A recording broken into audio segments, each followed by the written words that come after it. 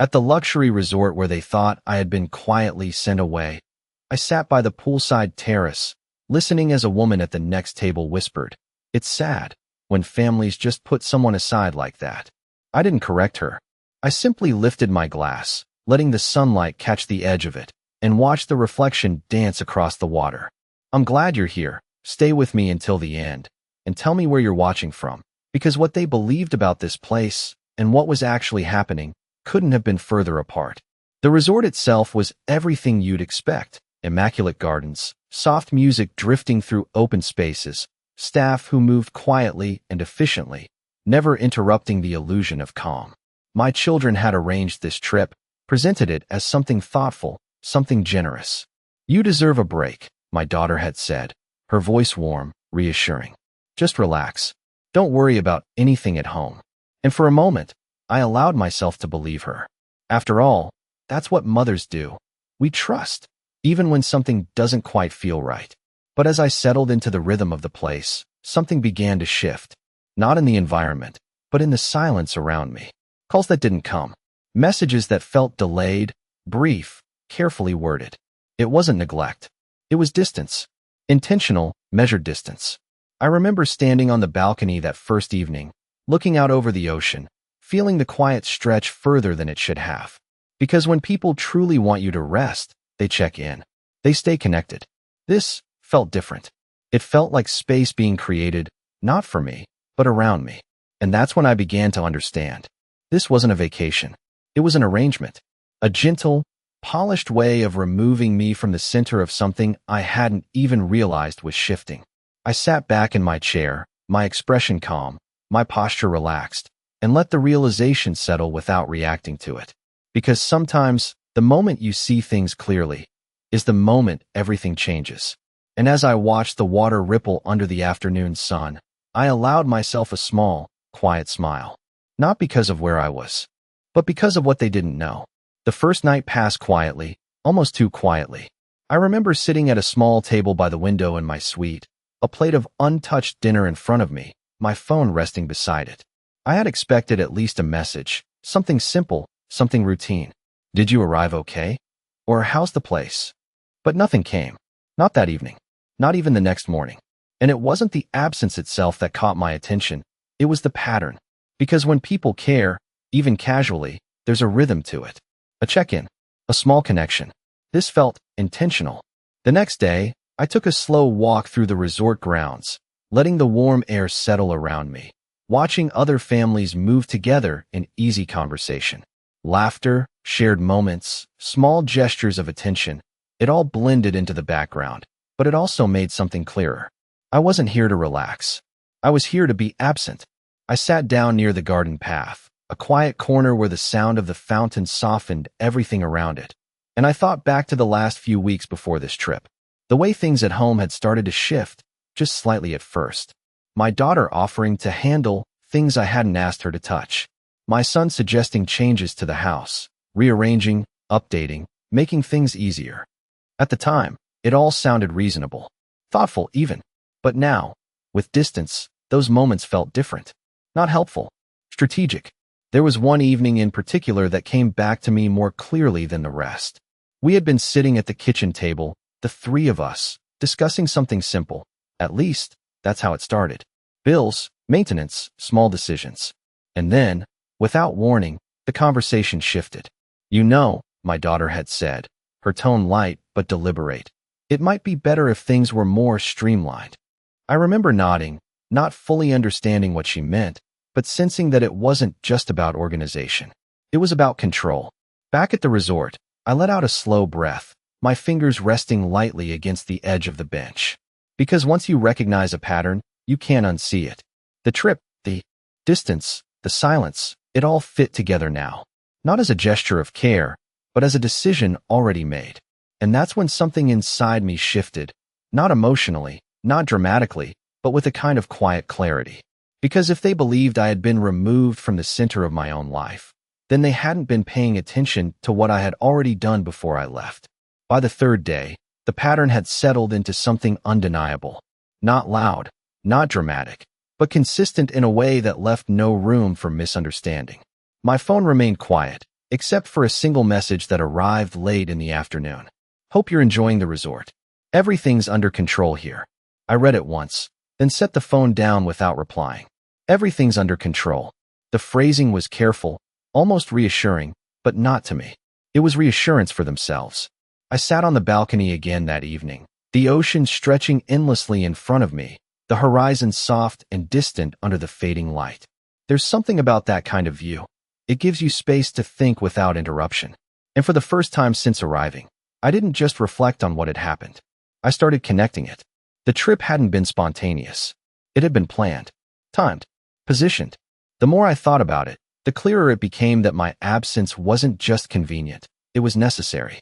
Necessary for whatever changes they intended to make without me there to question them. I thought about the way my daughter had insisted on booking everything herself, brushing off my suggestions with a gentle smile. "Don't worry about the details," she had said. "We've got it handled." Handled. I leaned back slightly in my chair, my hands resting calmly in my lap, and allowed the realization to settle fully this time. Because once you stop looking at things individually and start seeing them as part of a sequence, the intention becomes impossible to ignore. The silence, the distance, the sudden efficiency in how everything had been arranged. It wasn't care. It was coordination. A couple passed by below, their voices light, their conversation easy, and for a brief moment, I watched them without really seeing them. My attention had already shifted inward. Not emotionally, not with hurt or disappointment, but with clarity. Because clarity doesn't come from reaction. It comes from understanding. And I understood now. This wasn't about giving me rest. It was about creating space for them to act, to rearrange, to decide what came next without having to include me in the process. I reached for my glass, taking a slow sip, my expression unchanged, my posture steady. Because the truth was, I had already seen enough before I ever got on that plane. The small conversations, the subtle shifts, the way decisions were starting to happen around me instead of with me. That's why, before I packed a single bag, I made one decision of my own. A decision they never expected because they were too focused on removing me to realize I had already moved beyond where they could follow. The realization didn't arrive all at once. It never does. It builds quietly, piece by piece, until there's no longer anything left to question. That afternoon, I found myself sitting in the resort lounge, a place designed for comfort. Soft chairs, low lighting, a gentle hum of conversation that never quite reached the level of noise. I watched as people came and went, checked in and out, moving through their own stories without interruption. And for a moment, I wondered how many of them were exactly where they had chosen to be, and how many had simply been placed there. I picked up my phone again, not because I expected anything new, but because sometimes absence itself becomes something you want to confirm. Still nothing. No follow-up. No curiosity. Just that one message from earlier. Everything's under control. I let out a slow breath, setting the phone back down with a kind of quiet acceptance. Because by then, it wasn't a question anymore. It was confirmation. My thoughts drifted back to the morning before I left. The way my daughter had stood in the hallway, holding my suitcase, her smile just a little too polished, her tone just a little too practiced. "Don't worry about anything here," she had said again. "We'll take care of it." At the time, I nodded, thanking her, letting the moment pass, without pushing further. But I remember noticing something then, not in what she said, but in what she didn't. There was no mention of what would be done, no details, just reassurance without substance. And my son, he had been quieter than usual. Not distant, exactly, but measured. Like someone following a plan he hadn't fully created but had agreed to anyway. He helped with my bags, walked me to the car, even asked if I had everything I needed. But there was a distance in his eyes, a kind of hesitation that didn't belong to concern. It belonged to awareness. Sitting there in the lounge, I let those moments replay, not emotionally, but analytically. Because once you step back, once you remove the expectation that people will act the way you hope they will, you start to see things for what they are. Not intentions, not excuses, just actions. And their actions had been clear. This trip wasn't for me. It was for them. A window of time. A controlled absence. A chance to move forward without interruption. I leaned back slightly, my posture relaxed, my expression unchanged, and allowed that truth to settle completely. Because the moment you stop resisting what you're seeing, is the moment you gain control over how you respond to it. And that's what they hadn't accounted for. Because while they were carefully arranging my absence, they had no idea I had already made arrangements of my own, ones that didn't require their permission and wouldn't allow their return. I didn't act on impulse. That was the part that mattered most, the part they would never fully understand. Decisions like that don't come from a single moment. They come from a pattern you can no longer ignore. Sitting there in the quiet of the resort lounge, I let my fingers rest lightly against the arm of the chair, my thoughts no longer circling but settling into place. Because by then, everything I needed to know had already been shown to me. Not through confrontation, not through anything dramatic, just through consistency. I thought back to the week before the trip, to the small but deliberate changes that had started to appear around the house.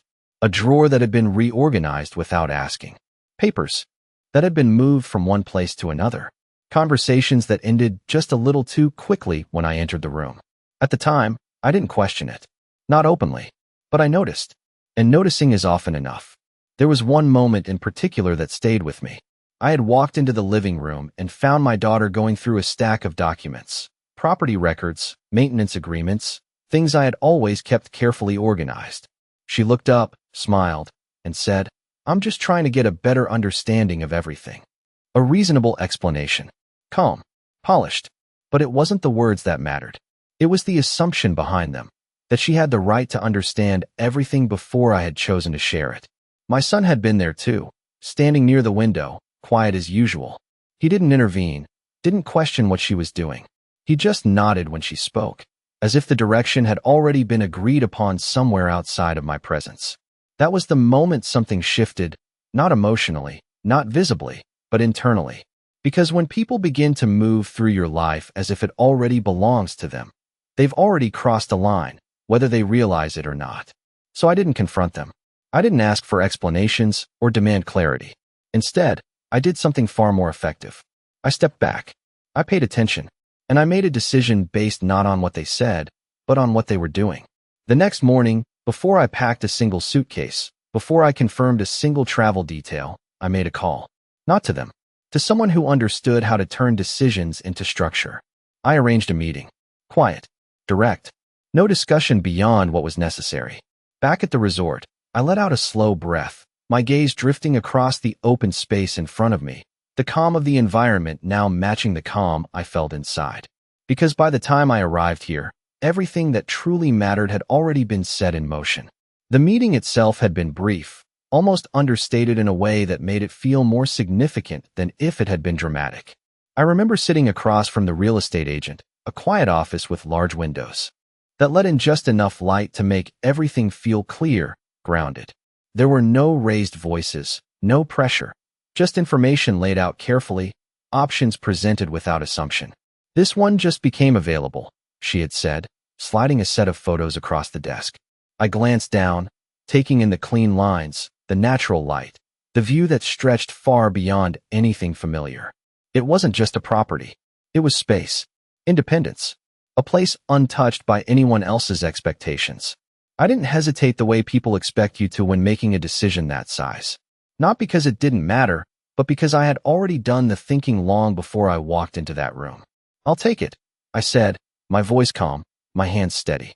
The agent paused for just a moment, as if making sure she had heard me correctly, then nodded. "We can move forward right away," she replied. And that was it. No discussion beyond what was necessary. No need to explain why. Some decisions don't require justification once they've become clear. The process moved quickly after that. Documents reviewed, signatures placed exactly where they needed to be, details finalized with a precision that felt almost quiet compared to the weight of what it represented. $850,000. A number that might have once felt overwhelming. But in that moment, it wasn't about cost. It was about control. About choosing where my life would exist, rather than waiting for someone else to decide it for me. I remember leaving that office with a folder in my hand, the key arrangements already in motion, and feeling something I hadn't felt in a long time. Not relief, not even satisfaction, just certainty, the kind that doesn't need to be spoken out loud to be real. Back at the resort now, sitting in the same quiet space, I let that memory settle alongside everything else I had come to understand. Because while they believed this trip had removed me from my life, it had actually been the final step in creating a new one. One they hadn't seen, hadn't planned for, and would never have access to. I picked up my phone again, turning it over once in my hand, not expecting anything new, but this time, something had changed. Not in the messages, not in the silence, but in how it felt to hold it. Because whatever they were doing back home, whatever assumptions they were building without me, they were building them in a place I was already preparing to leave behind. By the fourth day, the quiet had settled into something almost complete. Not uncomfortable, not uncertain, just clear. I had fallen into a rhythm that didn't depend on anyone else. Morning coffee by the window, slow walks through the resort gardens, afternoons spent sitting in places where no one expected anything from me. And in that space, without interruption, something important had already taken shape. That was when the call finally came. I saw my daughter's name appear on the screen, the first time since I had arrived.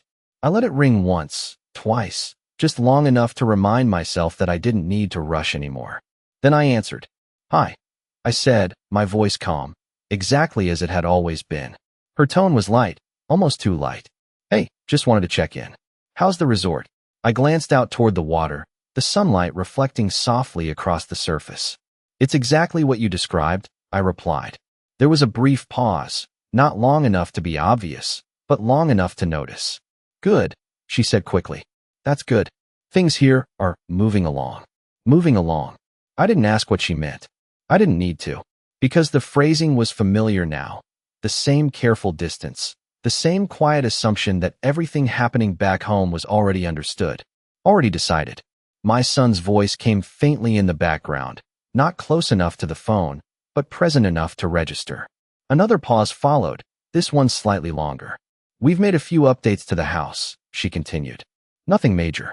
Just organizing." Organizing. I let my fingers rest lightly against the arm of the chair, my expression unchanged. "I see," I said. She seemed to wait for something. Approval, maybe, or a question that would give her more control over the conversation.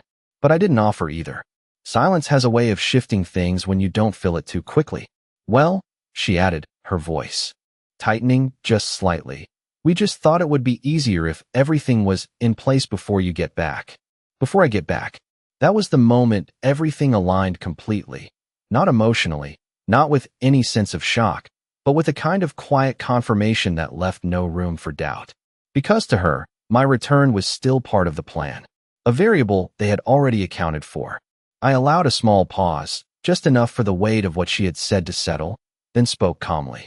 "That won't be necessary," I said. Another pause. This one different. "What do you mean?" she asked.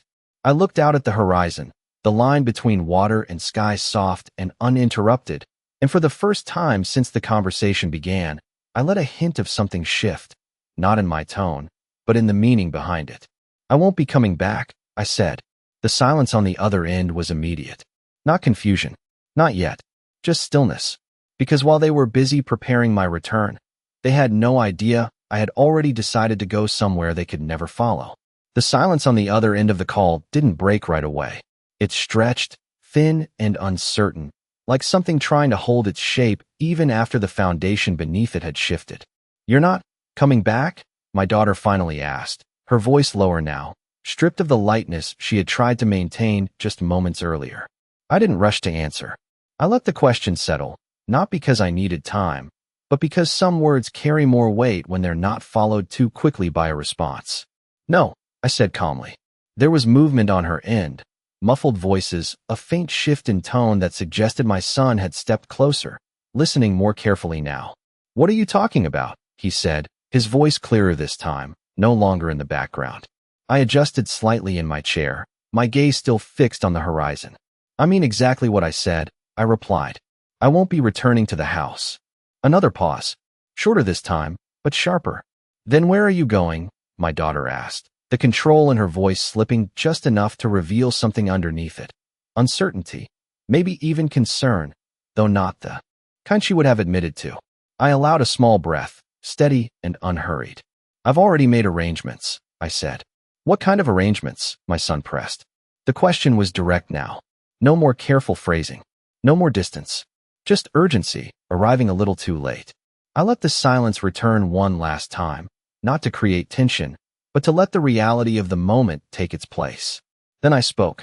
I purchased a condo, I said, a few days before I left. The words landed exactly where they needed to. A condo, my daughter repeated, the disbelief clear now, no longer hidden behind composure. When were you planning to tell us?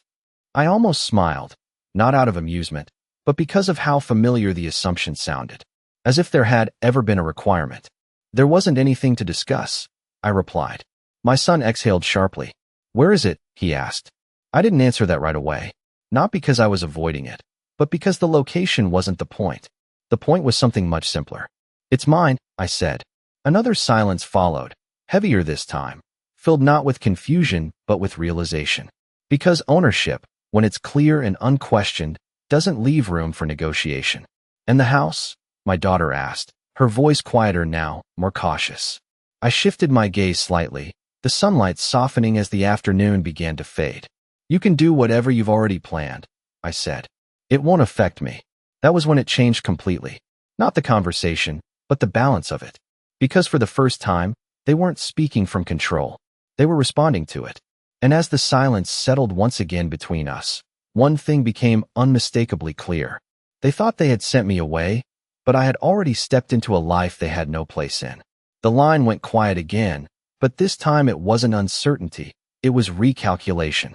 I could hear it in the way neither of them spoke right away, in the faint shift of movement on the other end, as if they were looking at each other, trying to piece together something that no longer fit the version of events they had already decided on. You bought a condo, without telling us, my daughter said finally, her voice slower now, each word placed more carefully than before. Yes, I replied. Another pause. That's a major decision, my son added, but the confidence behind his words was gone. It didn't sound like authority anymore. It sounded like someone trying to regain footing on ground that had already shifted. I let the statement pass without correcting it, because what he meant wasn't really about the decision. It was about losing access to it. It's already done, I said calmly. I could hear my daughter take a breath, the kind people take when they're trying to move from reaction back into control. Where is it? She asked again, more directly this time.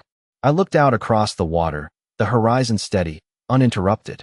It's not somewhere you need to worry about, I said. That was when the tension sharpened. Not loudly, not aggressively, but clearly.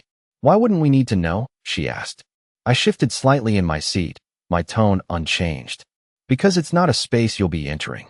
The words settled immediately. No confusion, no room to reinterpret.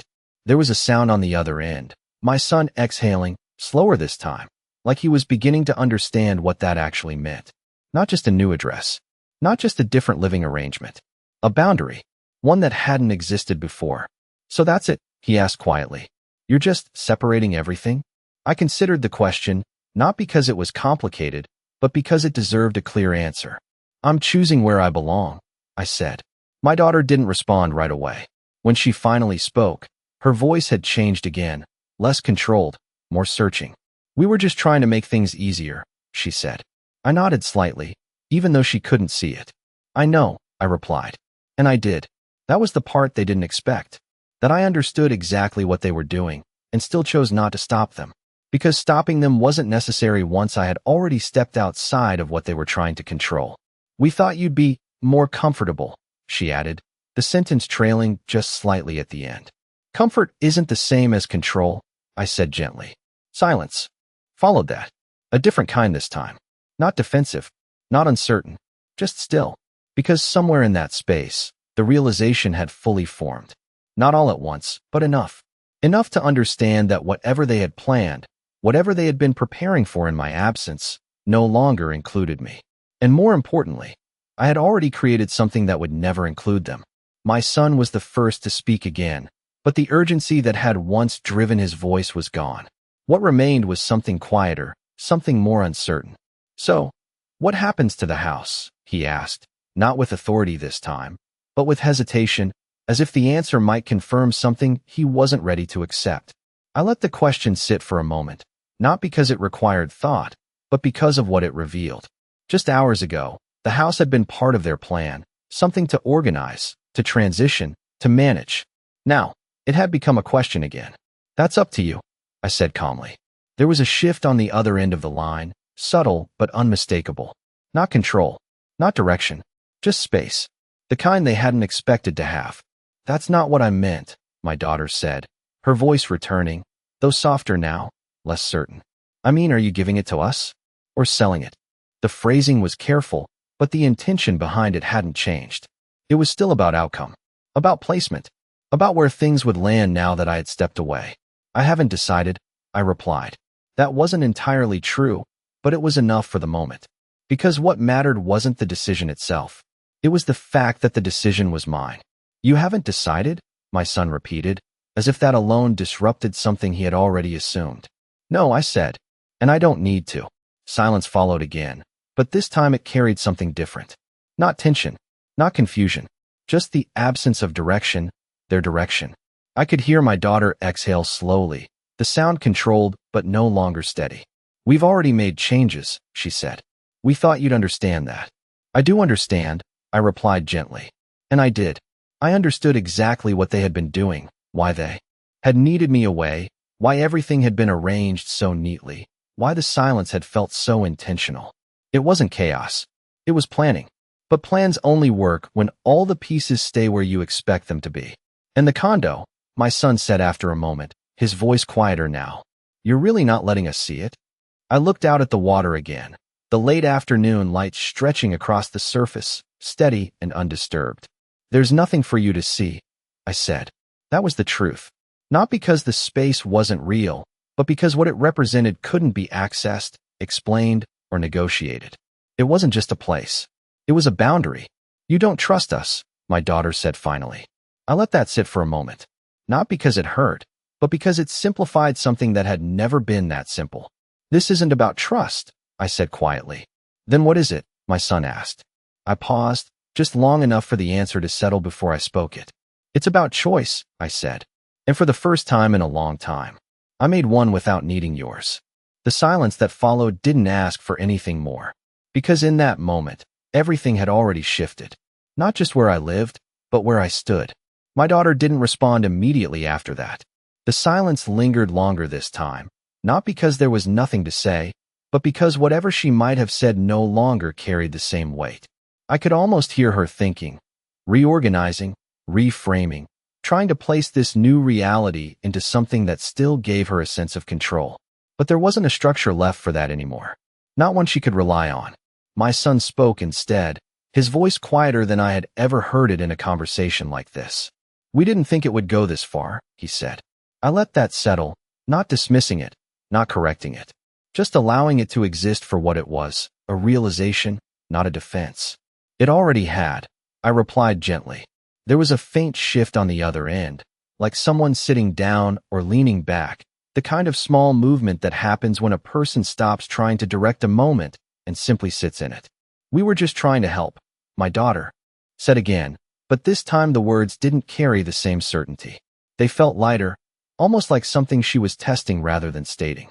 I know, I said, and I did. That was the truth they weren't expecting, that I understood them, not just what they said, but what they believed. That managing things, organizing them, deciding what came next was a form of care. But care without respect doesn't stay care for long. It becomes something else. I thought you'd feel safer, she added quietly. I looked out across the water again, the sky now beginning to soften into evening, the colors fading into something calmer, something less defined. Safe isn't the same as included, I said. That was when the conversation finally stopped trying to move forward. Not because it was resolved, but because it had reached a place where nothing else could be added without changing what it meant. My son exhaled slowly.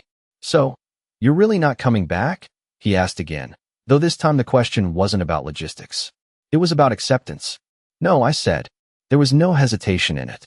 No space left for interpretation. Another silence followed, but it felt different now. Not tense, not uncertain, just quiet. The kind of quiet that comes when something has already settled into place, whether you're ready for it or not. I guess we didn't see it, my daughter said after a moment. No, I replied softly. You didn't. And that wasn't said with blame, just with clarity. Because seeing something requires looking at it as it is, not as you expect it to be. I adjusted the phone slightly in my hand, feeling the conversation come to its natural end without needing to force it there. "Take care of yourselves," I said calmly. Neither of them responded right away, and they didn't need to, because whatever they had been holding onto before this call, whatever plans, expectations, or assumptions had shaped their actions, had already shifted into something else, something quieter, something less certain. And as the line finally went still, one thing became completely clear. They hadn't just lost control of the situation, they had lost the version of me they thought would always stay within it. I ended the call without needing to say goodbye, not out of coldness, not out of distance, but because everything that needed to be understood had already been said. I set my phone down on the small table beside me and leaned back into the chair, letting the quiet of the resort settle around me once more. The sun was lower now, casting a soft, golden light across the water, the kind that makes everything feel still for just a moment longer than usual. And for the first time since I arrived, I wasn't thinking about what had happened back home, or what they might be doing now. I was simply present. That evening, I took a slow walk along the edge of the property, the path lit gently by small lights that guided the way without drawing attention to themselves. It reminded me of something simple, how direction doesn't always have to be forced. Sometimes it just needs to be chosen. And that was the difference now. For so long, I had allowed myself to exist within a structure shaped by expectation, what a mother should give, what a family should receive, what staying meant. But staying, I realized, only has value when it's a choice. I paused near the overlook where the ocean stretched endlessly into the distance, the horizon no longer something I needed to question or measure. Because for the first time in a long while, I wasn't looking at what was ahead with uncertainty. I was looking at it with ownership, not of things, not of space, but of direction. They thought they had sent me away, that this place, this distance, would remove me from the center of my own life long enough for them to rearrange it. And in a way, they were right. I was removed from the assumptions, from the quiet decisions made without me, from the version of myself that would have stayed and tried to make sense of it all. But what they didn't understand was this. Being sent away only matters if you're trying to return. And I wasn't. I had already chosen where I would go next. A place built not just on walls and windows, but on something far more important, clarity. A space where nothing would be decided for me, where presence wouldn't be mistaken for permission, and where silence wouldn't be used as agreement. I took one last look at the water, the light now fading into evening, and allowed myself a small, quiet breath. Not relief, not triumph, just completion. Because in the end, it wasn't about the resort. It wasn't about the house. It wasn't even about the condo they would never see. It was about something much simpler. They thought they had found a way to move me out of their plans. But I had already moved myself into a life they could never step into.